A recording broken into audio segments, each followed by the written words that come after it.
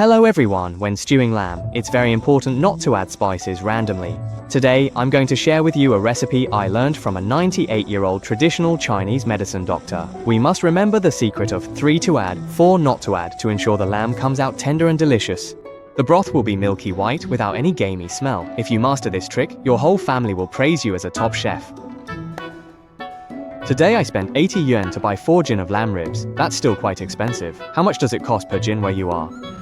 When buying lamb ribs, choose the smaller ones. These are more tender, have a good balance of fat and lean meat, and taste more fragrant and delicious.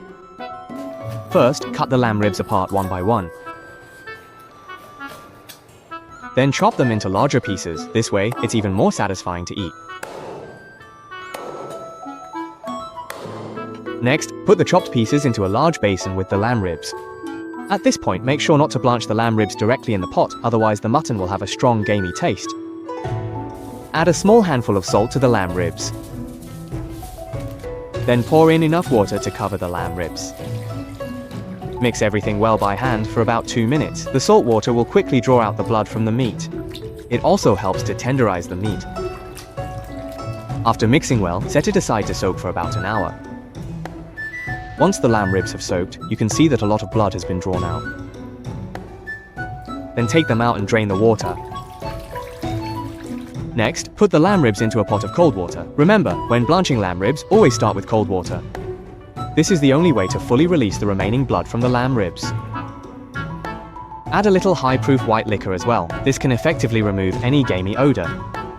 Then turn the heat to medium and bring the water to a boil.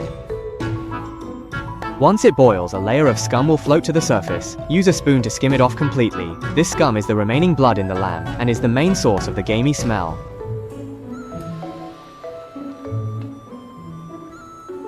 Boil for about 5 minutes. Once all the scum has been removed, it's ready. Alright, now take out the lamb ribs. Next, prepare another pot of boiling water in advance. Add the blanched lamb ribs to it. Using boiling water to stew the lamb ribs ensures they turn out tender and not tough. When stewing lamb ribs, do not add star anise, as it can make the broth turn dark. Also, do not add cooking wine, as it can affect the freshness of the soup. Third, do not add Sichuan peppercorns, otherwise the meat will become tough. Fourth, do not add garlic, as stewing with garlic will give it a sour, unpleasant smell. First, add a little fennel. Fennel can effectively remove the gamey smell. Second, add a bit of bay leaf. Bay leaf helps to remove any fishy odor and enhances the aroma. Don't add too much of either spice, just a little is enough. Third, add fresh ginger. Ginger also does a great job of removing the gamey smell. Then cover the pot and simmer over medium-low heat for about 40 minutes. Next, let's prepare a dipping sauce for the lamb. Add 2 spoonfuls of chive flour sauce to a bowl. Then pour in a little sesame oil. No other seasonings are needed. Mix thoroughly until well combined and it's ready to use. At this point, our lamb is also done simmering and the whole building is filled with a rich aroma of meat. The lamb is tender, soft, and especially fragrant. The broth is delicious, milky white, and very tasty. Then take out the lamb ribs and place them on a plate for later use.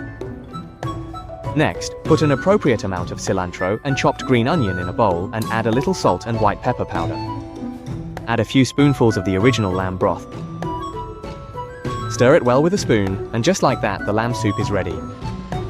When eating the lamb, dip it in chive flour sauce. It's truly the perfect match. Taking big bites of meat and big sips of soup is just so satisfying. If my video has been helpful to you, please use your lucky hands to like and share it. Thank you for your support.